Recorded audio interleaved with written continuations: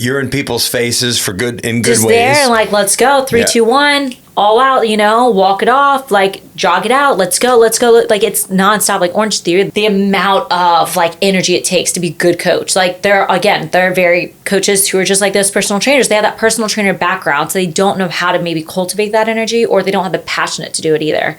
And that's where we look at the passion and process, right? Some people are passionate, they don't have process. Some people have process, but they can't get the passion. They just can't ignite it. But for me, because, fitness kind of saved my life. Mm-hmm. I was partying a lot, and I realized that it helped my depression, and it pulled me out, and I loved it. I loved everything about it. And I wanted every single person I interacted with to have that same feeling. We believe that you are strong by design, and you were made in God's image to have a strong body, mind, and spirit. You're listening to the #1 Strength and Health Authority podcast in the world. So let's get ready to unlock your potential and transform your life in today's episode. So you're a member at an Orange Theory for a while, loving it. It's part of your life. It's how you see yourself now. You see yourself as like that athlete, athletic. I just found fit, my passion of being an athlete again, right? And then how long did it take for you to realize like, hey, why don't I just start doing this? So I got into, I thought I wanted to go to law school at a point. And also like, I thought I wanted to be in the Air Force at a point. There's a lot of, you're in your 20s. You don't know what the hell you're doing. And I worked for a law firm at the time, actually. I was doing foreclosure litigation because at that time was when foreclosure was happening, 2008, This 2009. after recession, Yes. And before I was doing real estate. I'm sorry. I did real estate right out of college. So I worked for big investors. I worked for a lady who was hired by big investors. So like Beazer, who's a developer, they opened a whole different sector of buying foreclosed homes. So we got that contract. So I would go into foreclosed homes, look at it, be like, all right, we can rent this for this amount of money, and go and lease it for a 13-month lease. Well, Beazer got their 12-month lease and we got the 1-month funding. So I was making a lot of money at 22 years old. I would make, I think it was like 70% commission on. So if I rented a house that was $2,000, the day they moved in, 7% of that $2,000 was getting paid to me. If I had 5 move-ins in a day, jeez. I was making a lot of money. I was spending a lot of money too. I was living a very bougie lifestyle. And at that time, obviously I was 21, I was still drinking. I was going out and I was living the high life, going shopping, buying the True Religion jeans. Cause 10 years ago, True Religion was the thing. The Louis Vuitton purse, you name it, like Movado watches, all of that stuff. It was just a very materialistic, cause now I'm like, here it is. Yeah. Long story short, there are not enough hours in the day. There are not enough days in the week. My boss was a hustler and she worked me into the ground. I got sick and I remember I didn't answer my marketing phone and she left me a voicemail. Mind you, I was almost on my way to the emergency room. And she was like, either you call me or I'll decide if you have a job in the morning. And I was like, there's just no sympathy. It was just money, money, money, money, money. And, me making money meant she made money too. Right. And she had multiple people like us. So that 30% racked up. Wow. When you have 10 other girls running around all Pinellas, Pasco, Hillsborough County, leasing up these homes. Wow. And Beazer's has a ton of money just to keep buying them. Wow. I'd be in Fishhawk, Palm Harbor, South St. Pete in the same day. So she really didn't care about us. And that was very apparent when I woke up that morning and I listened to my marketing phone and I was like, oh my God. And you know what I did? I walked into my office. She was in Pennsylvania training up because we actually got a contract to lease a whole apartment community in Pennsylvania. So she took 3 girls up there and she was training them up to leave them up there to come back to Florida. And I took my marketing phone, I took my keys, I took all of it, and I went to my office. I gave it to my assistant. I go, I'm done. I just gave it to her and I walked out. She called me for a week straight. I had no plan. You had no plan. I had no plan. But you just did cold turkey. I flipped the switch. And then never. I flipped the switch. Never talked to her again? Never talked to her again. Wow. I did. I don't want this in my life. I don't need somebody like this in my life. You could care less that, I'm making so much money. And like, yes, of course I was making money too. And she would counteract that. Like that was just her argument. Well, look how much money you have now. Look at the lifestyle you're living right now. Mm-hmm. You like that, don't you? That's because of me. This is very narcissistic, very manipulative kind of, sort of, you know. Especially it's pretty easy with, a young 20-year-old. Young 20, yeah, whatever 21, year old. 22, yeah. And you're making that kind of money, and you're like, oh, I do kind of like the money. And yes, and we did. And she would take us out shopping too. Sure. We would go to Blue Martini and drink afterwards, and then she would like, let's go shopping. And there was no limit. She would take us into Gucci, Louis Vuitton, Nordstrom, anywhere, and just buy us whatever we wanted. It was a very like abusive relationship, I would say too. Yeah. But you're young, you don't realize that, you know? No. So I just left. That was it. So I had the experience in real estate at this point. I had experience in foreclosures working with Beezer. I had experience in leasing and consulting. And I went and worked at a law firm. I go, you know what? I want easy. I want a 9 to 5. I don't want a 6 a.m. to a 10 p.m. Mm-hmm. You know, 368 days a year, 10 days a week. So I went and worked at a law firm. And I did foreclosure litigation. I was just like a very small legal assistant in a very big foreclosure law firm, which they popped up everywhere at that time. Mm-hmm. Foreclosure law firms were everywhere. I learned the whole litigation process of foreclosures, how long they could take, you know, that HOAs can foreclose on your home, like all the legalities in and out. And I worked there for a year straight. And it was great. I mean, it was a good experience. It was so boring. And that's when I realized I'm like a monkey could do my job. Right. It was so boring. It was checking boxes every day. I'm like sitting out. While you're doing that, you're making I started at fitness, Orange Theory. You're making the fitness a priority in your life, and then you're kind of realizing, like, I really am passionate about this. Yeah, I worked another job after that too. Oh, wow. So I started at Orange Theory when I was at the foreclosure firm, and I got the opportunity to go work for a asset management company, so dealing with mortgages as well. And I knew nothing. I started from the bottom. I was literally like I can't remember what my title was called, but like at the bottom. And they hired me on a whim. And she liked the CEO liked my personality. And she was like, you're really, you know, personal person. Like, sure, we'll train you on. Started at the bottom, worked my way up team lead, worked my way up to just all the way up to client trade manager, which the next move in our company would be VP. And there's multiple VPs, you know, but client trade manager meant I had Carvel investors. I had Citigroup. You know, you had your own investors that you directly corresponded with. Anyway, so basically what they did was they facilitated the buys and sells of mortgage pooled loans. So you have a mortgage, mm-hmm. and you have absolutely gotten a letter in the mail that says, hey, your mortgage has been sold to Wells Fargo. Yep. Well, during that process, how this company came about was when you buy and sell, you have to have a complete package. So during the time where they were giving out mortgage loans left and right, you know, when everything collapsed and it was relatively easy, there were unsigned notes. There was unsigned documentation. There has to be a trail. If you have an unsigned note, that's basically like you don't have to pay your bill, like for lack of a better word. You have to find a lost note affidavit, which means somebody has to assume the responsibility of losing the note. But you would sell these and it would depreciate the value of the mortgage loan without a complete trail. So what our company did was, hey, bring it to us. We'll analyze these hundreds of thousands of loans. Oh, this one's missing a note. This one's missing a signature. This one's missing title policy. This one's missing assignment of mortgage, which is the trail from, you know, Navy Federal to Wells Fargo to Citigroup to, you know, like Fifth Third. And you have to assign a mortgage. It has to be recorded with the county. We would do that. We would take it in. We would take an imperfect mortgage and we would make it perfect and we double the value and they would take it and they would sell it again. Wow, interesting. Yeah, so a lot of stuff that people don't know in the back end. It's crazy because at the end of the day, it's all just numbers on a piece of paper. Yeah. There's, you know. Yeah. It's just you as a person, you're nothing. It's just, yeah. It's in the air. Yeah. There's no exchange of cash or, you know, anything tangible. So I worked my way up in that. It's so interesting. And during that whole time, I started bodybuilding in 2015.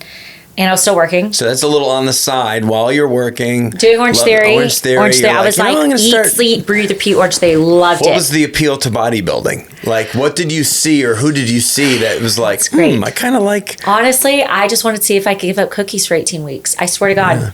Like, it's the craziest thing. People are like, what made you get into bodybuilding? I was like, I just wanted to see if I can give up cookies. So it was the nutrition. It was the kind of the eating... I just like that. Who doesn't want to see themselves at 10% body fat? Right. So I was like, I had no idea what I was getting. Like, if you look at my first pictures, we didn't know if I was going to do bikini or, like, we had no idea what I was doing. Right. I just went in, I was like, and I promise you, my coach, and if he listens to this podcast, he'd laugh. He did not take me seriously. I guarantee he didn't. And I was like, this guy hates me. And I'm just like, whatever, like, come and do my check-ins. But he didn't realize, like, my personality. remember I told you, I'm either all in or I'm not. Right. I'm never half-assing anything.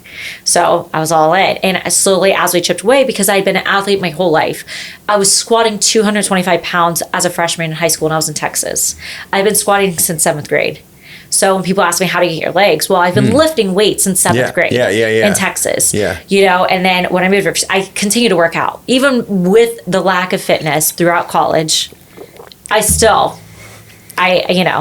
always an athlete. The muscle memory was there. It's the foundation was laid. The muscle fiber's always there, you know? So, I got right back. I mean, I was at the point when I went and saw Steve was 2015. I'd already been lifting for 2 years at that point on my own at LA Fitness. I met my husband actually at LA Fitness. He saw me. He's like, oh, if you ever want a workout partner, completely platonic. We worked out for 2 months and I took him on our first date. Yeah, it was great. I was like, you want to go to a WWE match, Monday Night Raw? He's like, hell yeah. And I'm like, let's go.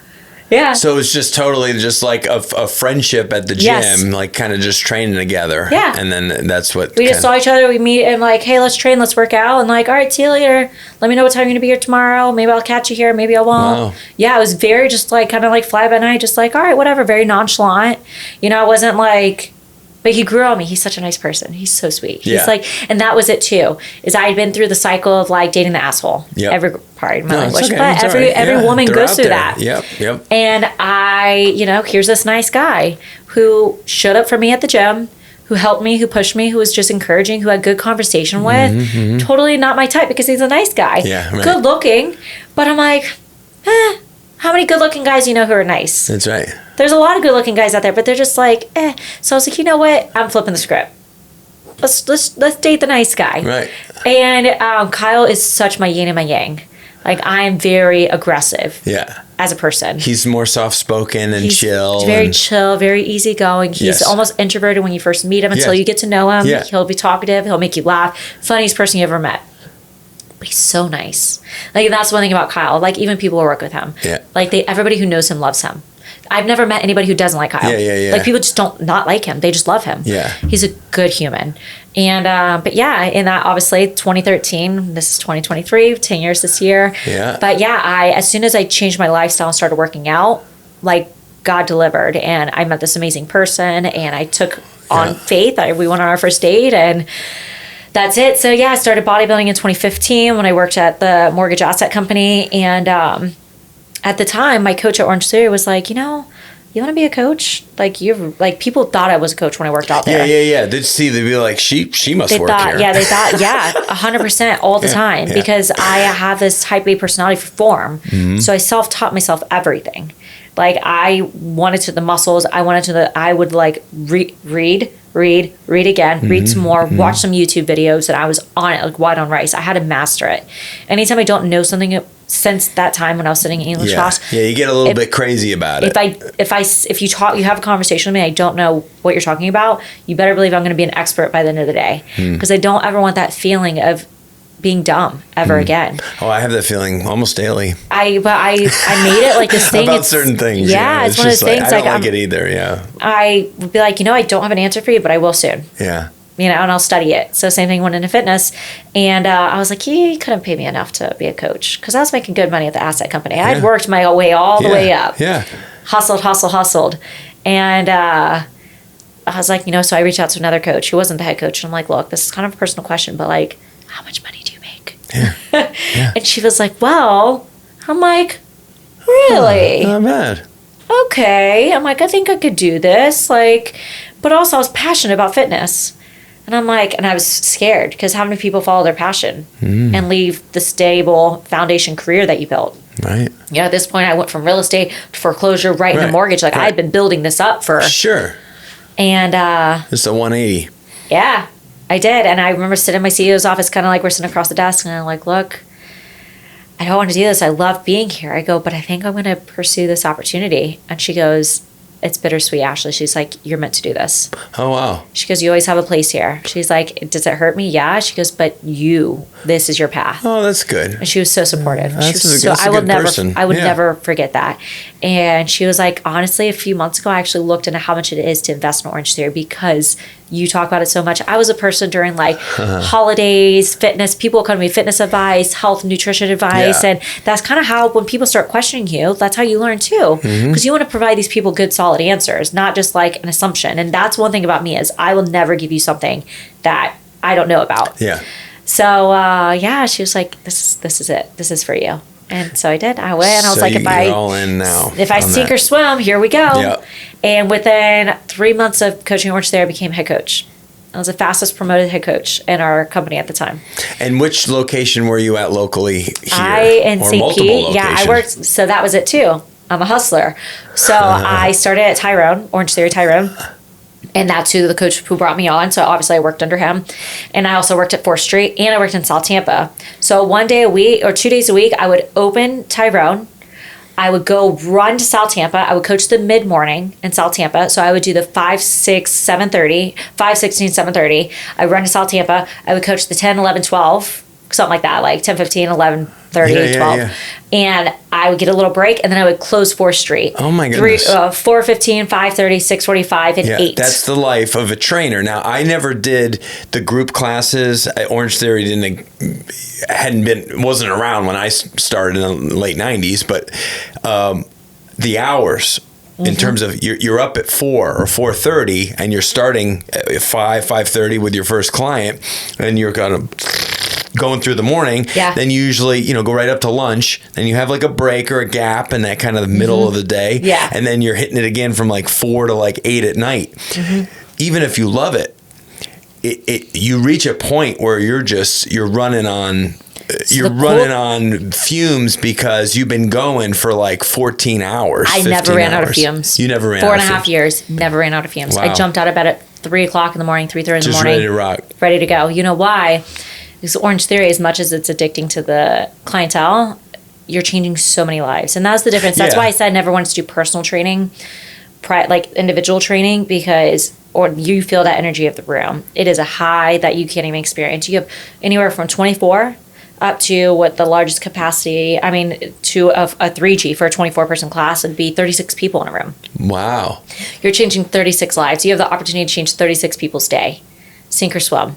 Like, they come for your energy, and that's what I was known for. Like, I am still, like, you watch the YouTube videos, like, I'm very much like, you showed up today to work, get your excuses out of the way. Let's go. I believe in you more than you do, and I need you to believe in yourself a little bit more right now. Right. Dig a little bit deeper. You can do this.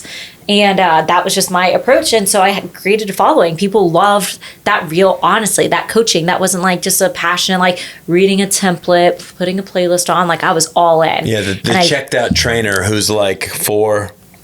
5, and it's 6. Yeah, and and I saw that big box engaged, gyms. You're in people's faces for good ways. Just there and like, let's go, 3, 2, 1, all out. Walk it off, like jog it out. Let's go. Like, it's nonstop. Like Orange Theory, the amount of like energy it takes to be a good coach. Like, there are very coaches who are just like those personal trainers. They have that personal trainer background, so they don't know how to maybe cultivate that energy, or they don't have the passionate to do it either. And that's where we look at the passion and process, right? Some people are passionate, they don't have process. Some people have process, but they can't get the passion. They just can't ignite it. But for me, because, fitness kind of saved my life. I was partying a lot, and I realized that it helped my depression, and it pulled me out, and I loved it. I loved everything about it. I wanted every single person I interacted with to have that same feeling. Yeah. So 4.5 years of Orange Theory, I just eat, sleep, breathe. Like, there's nothing that I would still be with them to this day if, unfortunate circumstances didn't happen. And it was great. So, I left and I survived. I coached at 3 studios and I got promoted to our Orange Theory Brandon. Worst performing studio. They're about to sell it. We became the top performing studio back to back to back to back. Really? Because all you needed. Orange Theory is at this point, how many states is Orange Theory in? Oh, God. I know it's a lot. It's in a lot of places, right? Yeah. And I know a lot of different in the last 2 decades, there's been a lot of these international, yes, types of businesses that have popped up where it's kind of group oriented, where people are moving around to stations and stuff. And obviously, that's what's cool about Orange Theory is you get the mix of the cardio with the rowing, weights. And the weights. Yeah. And it is competitive, and it's an exciting atmosphere for people who need that kind of push and that guidance. Just show up. I tell people the hardest part is show up. Yeah, show up and good stuff's going to happen. Exactly. Right? You're going to be in the worst mood, you're going to show up, you're going to do the best mood. That's right. And it all is dependent on the coach too, though. Yeah. I mean, there are people even to this day at my gym that I work out at. There's coaches, I don't want to take your class. You have terrible energy, you have terrible music, you have terrible form. I'm just like, no, it's a no for me. Yeah. So like, again, and like I'm a coach and I don't take it personal when I'm not, maybe I'm too much for people, and I am. And I know I am because you always remember those special clients you have who say those special words to you. And one person one time told me, she goes, can you just like tone it down a bit? And I'm like, oh, I thought you said turn it down.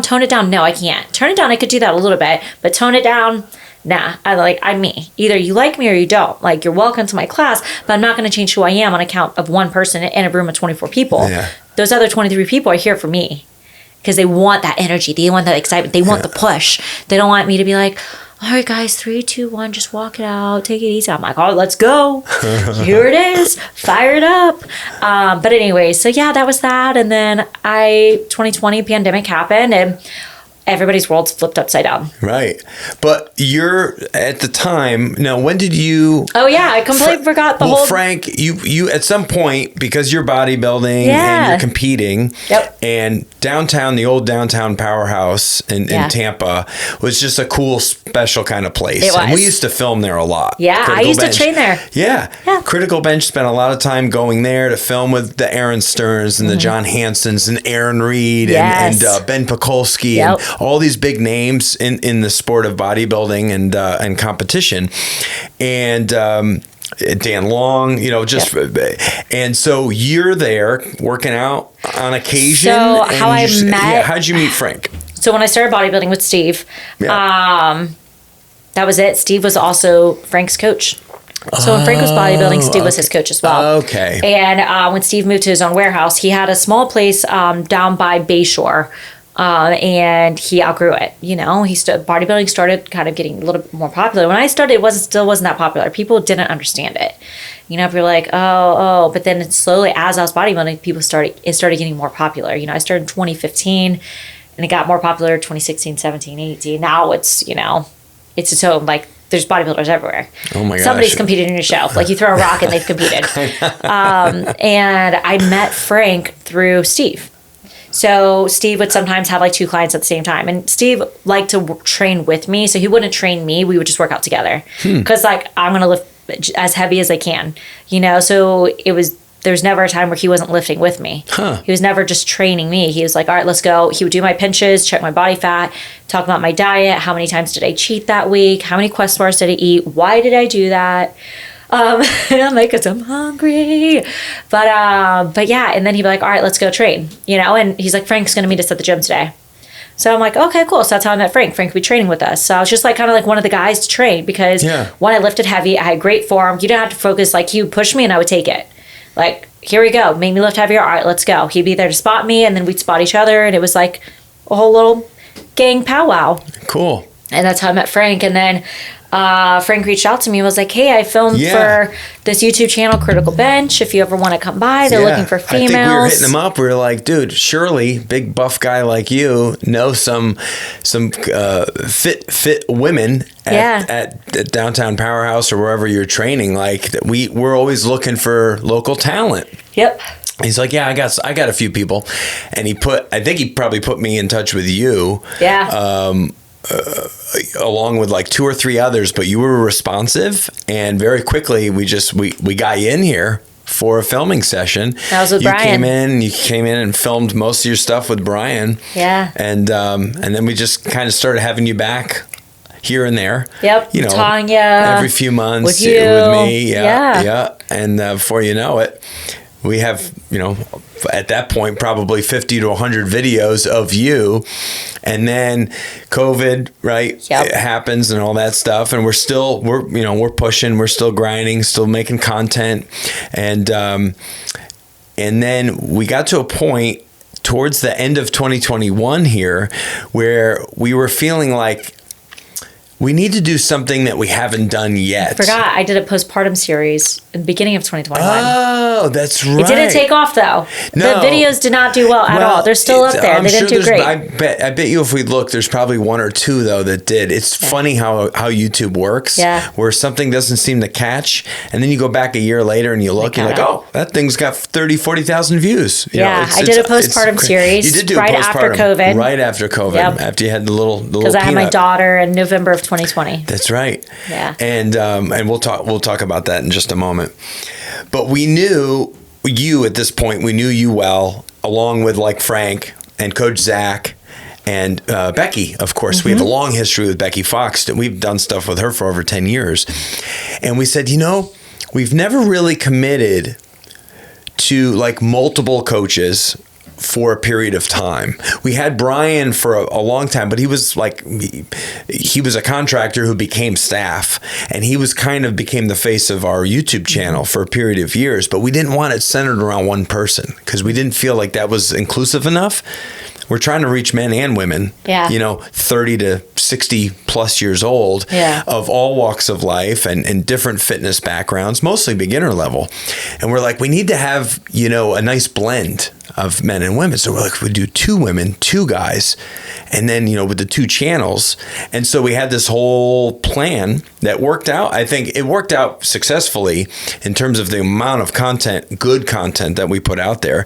So you and Frank, the guy who introduced you to us, became the faces of the Compound channel, which is a little bit more hardcore, a little bit more about lifting technique and workout, more aggressive, hardcore workouts. And so, gosh, there's so many great videos with the 2 of you working out and helping people to work out. I mean, you're talking about touching 36 lives in a class at Orange Theory, which is great, especially in proximity when they're face to face. Yeah. But think about the thousands of people you've reached with with the programming. I did like 6 weeks of programming, free. There are a lot of people who couldn't afford gyms as the rise of costs went up. That's right. That because I did the Compound channel, I would see it on I have thousands of people on my Facebook because I've coached thousands of people at this point.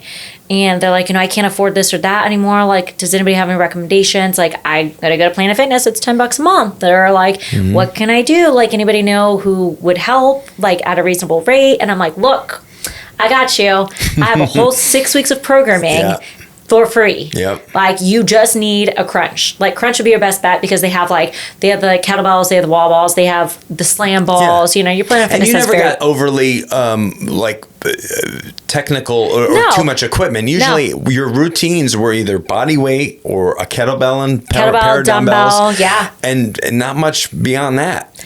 And so that's what made it really was a great year, 2022, in terms of content creation for Critical Bench on YouTube. Yeah. With you and Frank on the Compound, and then Zach and Becky really owning the main channel with a little bit softer, easier level, beginner level content, plus like a little bit more wide reaching when it, like nutrition stuff and sleep and energy. They were going off in kind of different areas where you and Frank were much more kind of workouts. Yes.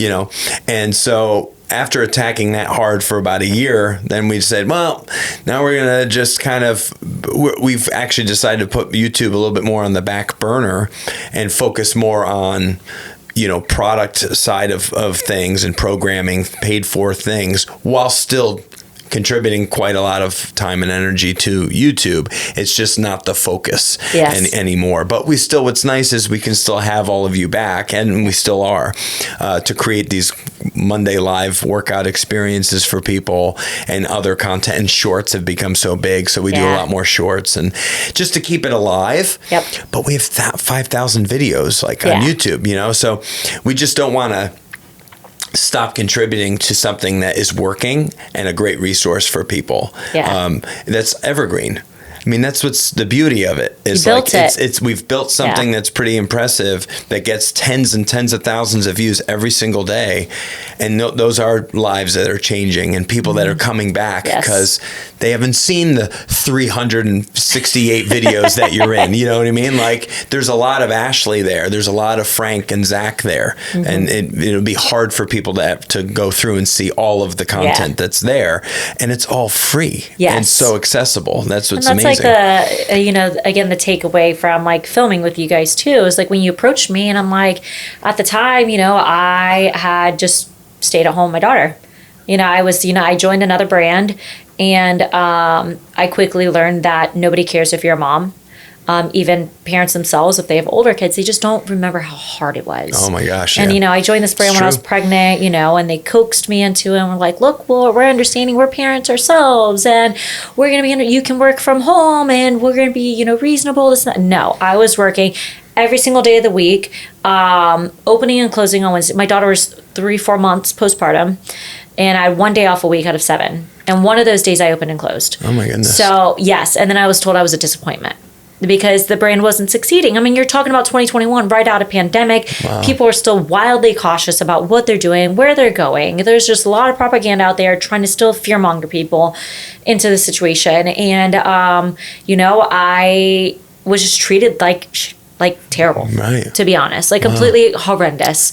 And you're already dealing with the after, that being a mom, those difficulties that just come naturally, figuring out this whole new life. And when you guys came along, I did the postpartum series. That was, I'd already left that company at that point at the end of 2021. Yeah. And you were only months. I mean, what are you? Yeah. You were like 3 to 6 months. I came in, I think, what was it, 6 months postpartum? Yeah. So it was like at the tail end of working for them. I was like, I can't, because there's no way I could film and do that. So you guys, I'm like, yeah, sure, I can do that because I had all this free time now. And then I just picked up a few private clients who are my previous members, that I coached for years before, and I traveled to them, and that was it. I was like, my primary purpose as I get older and, going into faith and stuff like that, my primary purpose on this planet is my daughter. I've changed thousands of lives at this point, before we approached the 2022. That's right. I changed thousands of lives at this point. Like, yes, that's my passion, and I love fitness, and I poured my whole heart and soul into it. But I was treated so poorly, leaving it back to back by 2 companies, that I was just done. While I was pregnant, I was treating poor. I was like fired while pregnant. Our country doesn't do such a great job with handling pregnancies in the workplace. Yeah. You hear about how other countries do it. They even give the husbands a paid time off because they realize Kyle took 10 days off postpartum. Right, 10 days. Peyton was 10 days old when he went back to work. I mean, it's in other countries. I mean, I know I can only speak for one that comes to mind in Sweden, because Mike's Swedish, first generation. And I'm pretty sure that they get like 90 days. Yeah. Like the husbands. Yeah, because you need a bonding time. Dude, you have a baby. You have a new life, and if you have a good job that cares for you as an employee, I mean, how do you show somebody that you care? Yeah. You let them put their time where it's needed most, which is their wife who just had a baby and their brand new baby. How can I transition into this very new life, this very new chapter that is unlike It was very difficult because, like you said, the workplace was just not it. Pregnant and then postpartum, having my daughter, we didn't have any family here. Kyle going back to work. So now he's working like a madman trying to provide for and I got this job while still pregnant with the promise that it would be, and then now suddenly Kyle's having to be flexible in his schedule. He pays all the bills, and it's just like it was more stress than it was worth. And just the way I was being treated wasn't fairly either, with like a newborn baby. I was pumping in the bathroom because I'd be there all day. I had to pump. and I'd be pumping in my car on the way to work. I would be at work and pumping in the bathroom. And it was just like that's the reality of like moms, breastfeeding moms and listen, there's a lot of money that goes into formula companies saying formula is the same as breast milk. It is absolutely not. No. That's $1 billion company right there. Breast milk is going to be the best for your baby, regardless if you're feeding directly or you're pumping directly. Like I pumped for 14 months because I knew the benefits of what, like, was it hard on my mental health? Absolutely. But the one thing about me is that I will give a little bit to get a lot. I will suffer when I know there's an end. And I knew that I can suffer a little bit while I was breastfeeding. I had DMARE, which is basically for the first 90 seconds of your letdown, you have these very extreme feelings, like horrendous. It's DMER, and you can Google it. Listeners can Google it, but I had that. So every time I put that pump on, I just had to take a deep breath, and I knew it was coming. It was very bad. And this a lot massive, like uncontrollable, like and it's because of hormone response. Yeah, and so in the society, our society today, people say, "Oh, things make you uncomfortable. Don't do them. If this is terrible, like your mental health is more important." Blah, blah, blah. Well, how about let's talk about strength? You know, let's talk about like you're a mother for a reason, and like yes, if you're gonna want to like kill your baby, then by all means, like first seek mental like help and therapy and stuff like that. But being a little uncomfortable being a mom, well, hello, welcome to the next motherhood. That's right. For the next 20 years. You know, if you think about the benefits that your child, the thing that you brought into this earth, that they get from even, they say just like a few drops of breast milk, it's wild. Like it's phenomenal. It's amazing. The female body is amazing. The fact that it can produce life. Your breast milk changes based off if your baby gets a cold, your body will produce natural antibodies for baby. So if I'm introduced to a cold while out, my baby's not sick, I'll produce it and I'll pass it to the baby so she's protected. Wow. Yeah, it's it's amazing. Yeah. So anyways. Yeah, something that comes dry or it has a shelf life. Yeah. That's, you're never going to convince me that that's going to be better than what God created. Yeah. Right? Yeah. So, you know, it's, I'm a huge advocate. Now, listen, I know there's certain circumstances where it's just not going to work. It's not going to happen. Right. Yes. And I actually feel really badly for those mothers because I think every mother would like for that process to go as it should be, as nature intended. And I think, my wife was able to do it for both our kids for 15 months, 16 months. And I think that is a big reason why the kids are healthy.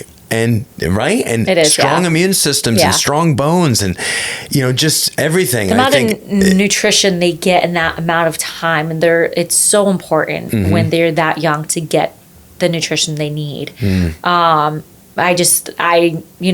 certain situations where women's milk just never comes in. And there are situations where like Peyton didn't latch. So I had to use what is called a nipple shield. Yeah. So certain people's anatomy doesn't allow them to breastfeed either, unfortunately. And nobody ever talks about this while you're pregnant. No, of course nobody ever says, "Hey, like a taboo thing. Let me look at your breast and make sure that you can actually feed a baby with your anatomy." And they're like, nobody talks about that. Nobody says, "Hey, you have flat nipples and you have protruding nipples and you have this and you have that." You don't know until you're in it. Wow. So I had to use what was called a nipple shield so she could latch.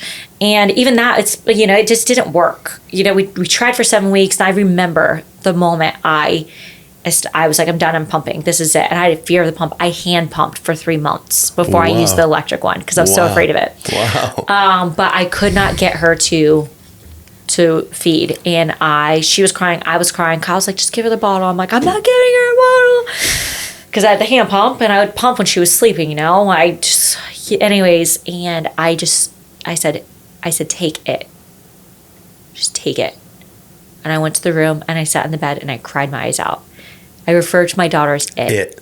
I said, "Take it," and like I was so disconnected from her. It was so hard, and I cried and I cried and I cried. And I went to bed and I woke up the next day and I said, "I never want to feel like that ever again." And that's where most people would be like, "My mental health says I'm just going to formula." I said, "Nope, I'm going to pump." And that's it. I set my mind to it and I was like, "No, I don't want to feel that way again." But I know. Well, that's your switch again. That's just the way you operate. Yeah. You make up your mind for something that and you feel strongly about, I was like, and you don't look back. I felt strongly about breastfeeding and breast milk. Yeah. And I knew the benefits of it. And I flipped the switch. I said, "Nope. Never again am I going to feel like that. I am still going to be uncomfortable, and that's fine. I'm okay with a little discomfort. I'm in bodybuilding. It's a lot of discomfort for 5 minutes on stage. That's right. I can work 3 days straight because I know next week I'm not working 3 days straight. I can do a little bit because I know there's an end in sight. And most people don't realize it like that. They don't want to get uncomfortable in that aspect. Mm-hmm. Like, I'm sorry, I already opened on Monday, Wednesday. I can't open on Tuesday. Well, sure you can, because next week you're not opening on Tuesday. You can still work on Monday, Tuesday, Wednesday if it helps somebody else. There's that caveat. A lot of people, there's a lot that goes into that. And kids had another podcast. But anyways, yeah, so that was it. And then you guys came in on 2020 and 2022, and you're like, hey, the timing was definitely good for you. Yeah. Where it became a nice extra bit of income for your family at the right time. Yeah. And it fulfilled a need for us. So everyone was, kind of winning, and you're in a good environment. And I was coaching, I was still touching people. Yeah. That was it. It was like, I wasn't coaching in front of people anymore. I had my private clients, and I wasn't like getting that reach, and like you said, thousands and thousands of people, and it's like, Cayman, you're like, what are you gonna do? You guys laugh because you're like, you want to do this? I'm like, yeah, of course I do. Like, why do we even ask you? Because you're always gonna say yes. You're like, do you want to do a pie in the face? Of course I do. Just make sure it's like not dairy whipped cream, because that stuff stays in your nose. That's right. So let's talk about some of so obviously we had we alluded to the 2022 experience, having you all here, all four of you, multiple times a month, sometimes all together, or sometimes just two of you or three of you. It was a nice mix on occasion, sometimes a guest. And we started doing more live content, live streaming last year as our first real experience doing it and getting really good at it and trying different things and stuff. So what are some of the, like, obviously we'll talk about that, the pie in the face one, but what's anything that comes to mind from last year with all the times you're here? I mean, obviously. Oh my God, when I competed with Frank. Oh my gosh. Remember when I tried to do that handstand with a ball? What was I trying to do? It's like a ball. I was doing a hand. I don't know. I remember. I can't remember. What was that competition? It was like a workout competition between you it was and Frank. Horse. We played horse. You played fitness horse. Yes, fitness horse. And I totally crushed him. You kicked his butt. Yeah. Well, now Frank is a big, strong, athletic dude. Yeah. No doubt. But certain things we wanted to... I would say he's big and strong. The athletic part needs to come back. Right. Yeah. Well, you won't want to play him in basketball. He's a terror on the basketball court. He's big. He would bump me and I'd fly. He knocked me over once. I went flying. Yes. I'm 220 pounds. Yeah. Big Frank hit me. I just launched like a little pebble. It was hilarious. So my leg up on Frank is when I stopped bodybuilding, I stopped training like a bodybuilder. Okay. So that was it. I always knew that once I was done bodybuilding, I wanted to get back into functional training like an athlete. Yes. Like that was my goal. I was like, I want to be athletic again. I want to be fast. I want to be agile. I want to be able to jump. I want to be able to run. I wanted to be able to do all these things, right? Especially as I get older. Because just because you get older doesn't mean you slow down. Just because you get older doesn't mean you stop jumping. You stop jumping when you get older because you stop jumping. That's right. So that's where my edge was on Frank, was like the athleticism and the agility. Came right back, yeah. So I didn't start training until 10 months postpartum. I tried multiple times, but with the newborn baby, primary parenting by myself, trying to work during that period of time too for the first 6 months, it was just, I was failing a lot. And I would try to work out, I would set the goal, okay, I'm going to work out tomorrow, and I would fail. And that's one thing about me, is like, you have to win the day. And I was failing my day, because the biggest task of my day of trying to get back into training what I was failing at. So it was doing more damage on my mental health than it was my physical health. So I just pulled the plug. I said, I'm done. I'm just not going to do it. Like I was rollerblading with my daughter. We do it every morning. That was fitness, but it was something. She got fresh air. The impacts of the first hour of sunlight a day and the last hour a day, we know those benefits. As a baby, that was important for her, which is probably why she's such a good sleeper to this day. But I made it a priority that first thing in the morning, she already had a bottle of water. I put her in the car, put her in the jogging stroller. She'd drink her breakfast milk while we were rollerblading St. Pete Pier. Like, you ask any of those people, they saw me from postpartum when she was this big up until, But I just stopped training. I did the postpartum series. I stopped training till 10 months postpartum, and then I started training again. And when I started training again, it was the athletic-based training. And that's where I got an edge on Frank, because that was 2021. Yeah. That was in 2022, but I had already been training by that point, like 7-8 months. I was in it. And you I forget what all the exercises were, but did he even get a letter on you? I don't think maybe so. An H, maybe an H, maybe an H on something. But you did like double unders, Yep. and he can do some, but not like you can do it. Yeah, not proficient in that. And then did you guys do like a plank? Did you hold like a plank for a certain amount of time? I did like Oh, I know what the last one was where he just like he gave up was, remember I did the handstand Yes. and I bent down, I grabbed the wall ball and I came back up into the handstand. Into the handstand. He was like, I'm not even He's like, I'm not even gonna try that. I'm gonna break my head. Attempt that. Yeah. And then something else. Was there a box jump? There was a box jump in there. I want to say, did I do a single leg box jump? I can't remember what I did. Or it was so many in a certain amount of time, or I don't know. But anyway, you crushed him in Fitness Horse, and the video is the proof, and it's on. I think it was a live stream. Yeah, I think it was one of the lives that we did. So it's up there. Look at the Critical Bench Compound channel if you want to check out Coach Ashley kicking Frank's butt. I was out there as the facilitator / MC of the thing, so that was fun. Did Steve and I have a race? Who did I run around the building with? Oh my gosh, you ran around the building? Yeah, I remember I did another one. Was that you? Was that me? That was we me. We ran around the building and we did the wall sit, and I could wall sit forever, and you're like, oh my God, I can't do this. So we did one too. Yeah. That was the pie in the face one. Okay, yeah. So that was, I think we did 3 things. Yep. The wall sit was first. And I Who won can do that. the longest wall sit? And after like 2 minutes, I'm just like, I can't keep going. Like I was fine. I'm done. And then we did the hang. We did dead hang. I didn't even try that. Okay. My grip. So I had the smallest So I got hands. that one. So we're tied at this point. Yeah. And then we had who ran around the can building. go around the building I won fastest. that one. You did. It was. I was very there. close. Yeah. You know why? Because I conserved my energy. Yeah. No, you did. You tried to go hard out the gate. I didn't go too hard out the gate. I knew you'd have kick at the end, so I was trying to conserve. But I mean, it was enough kick where I'm like, geez, I don't know if I'm gonna be able to do this. And one lap around our building is, say roughly the length of a track. Yeah. So it was like doing a 400 meter run. That was fun. So then the loser got the pie in the face. So we just did whipped cream in a tin. In a tin foil. But didn't we why did we decide that we were each going to pie each other? Why, even though I think we did probably one more thing, and I lost. Was that what it was? Well, we'd have to go back and watch the video. Have to, yeah, but we both got a pie in the face. Ended up both getting a pie in the face.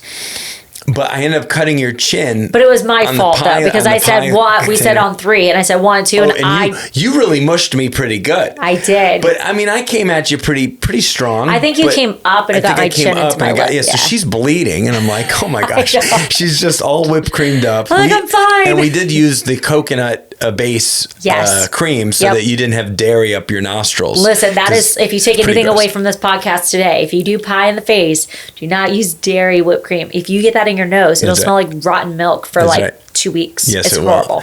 So does anything else come to mind besides Halloween Spooktacular? I mean, in terms of fun experiences over the course we did the pier. Oh, the Clearwater Beach deal, which is actually, that was actually very early this year, wasn't it? And was you, Zach, and Mitch. Yep. Went to Clearwater Beach. It was our first ever go out in the public with a microphone and challenge people. What was your memory for the day? I mean, you guys interacted with a lot of people. It was great. I mean, from the fitness challenges to, we had crowds around us. People were like, what is going on? I mean, we had a camera crew, obviously. Of course, yeah. 3 fit people. Attention. Telling people to do burpees, or we were quizzing people on muscles. What is this muscle? Where do you find this muscle? And I mean, some people just had no idea about their bodies. We're like, where's your delt? And a girl's like, and we're like, no. She's like, okay, on my arm. And we're like, there you go. Getting closer. Getting closer. And she's like, I'm like, that's your bicep. She's like, forearm, tricep. She's like, oh. I'm like, yes, your shoulder. But it was interesting kind of going out. And I think because we're in fitness, we are kind of secluded to this community who kind of knows. We can talk to each other about fitness and have a full-blown conversation. Sure. And about our workout yesterday, and God, my rear delt sore, my hamstrings are really sore today from my 4th of July workout yesterday. And we can say, oh, my delt sore, or oh, my hamstring sore, and you're like, oh man, what'd you do? Do you do deadlifts? You could interact with hamstring soreness, here's a movement, did you do that? And we can go back and forth. But it was interesting to see, and Jen Pop talking to people and asking them about different muscles on their body, or if you were gonna, so the one guy, if you're gonna work out your shoulders at the gym, what are you gonna do? Right? And realizing that it's really not general knowledge. No. And that's always fascinating to me. It is fascinating. I mean, a lot of people will know more about their gadgets or their car, or the next influencer, a celebrity, over their own body. Yeah. But that was a lot of fun. In fact, I know we've talked about wanting to do it again at some point, and I think we will, because it went over very well. It was a beautiful day. Yeah. You guys had prizes to give away to people, and it really made for some fun content to get outside the compound and to be in the public a little bit, which is different for us. And then, of course, a big moment for us was that Halloween Spooktacular. We had kind of a live costume contest, and it paired with some membership stuff that we were doing, trying to increase our membership. So it was like in tandem with another marketing contest that we had going. So we said, why don't we do a live like Halloween costume reveal with our 4 coaches and me and my crazy character of Ralph just being an idiot, like a crazy mean Gene Okerlund type guy. So you were the legendary Harley Quinn, who was actually over your shoulder on the wall over there. That's Harley Quinn. That was you. Frank was, of course, Hulk Hogan, which was great because he had the Hulk, the fake stash on top of the stash. I know, which made it even. And he already has like a mullet too, but he has a blonde. He's already got the big frame and the big arms and everything. So I mean, it was just, oh yeah, brother, and and we had. I think once he really let himself just be in character, he had so much fun. It was funny. It was really entertaining to see Frank Zach like that. Being the Zach was perfect, Spartan. just this ripped like Spartan warrior with his big voice and stuff. It was great. And then Becky as the fourth. Remember what she was? Do you remember? I don't remember what she was. Olivia Newton-John. All dressed up and dazzled in her 80s. Oh my gosh! Yes, yes. Now I was like, why? Why can't I remember Becky? Yes, like an aerobics instructor nightmare from the 80s, right? Yes. And the 4 of you guys, that was really a lot of fun. We had some great photos from that day. A lot of amazing photos. Pro-looking photos from Jared. We have really good lighting in there. They did such a fantastic job setting up that whole room. They did. Yeah, we had it all decked out in spider webs and oh yeah, we had a good old time. So that was really the kind of the culmination of the year, filming it in kind of late October after going hard since March. Yep. And so that was a lot of fun and good memories. Thank you so much for listening to the Strong by Design podcast. If you found value in today's episode, please subscribe so that more people can find out about our show. Plus, you don't want to miss any future episodes with the amazing guests and topics we have lined up for you.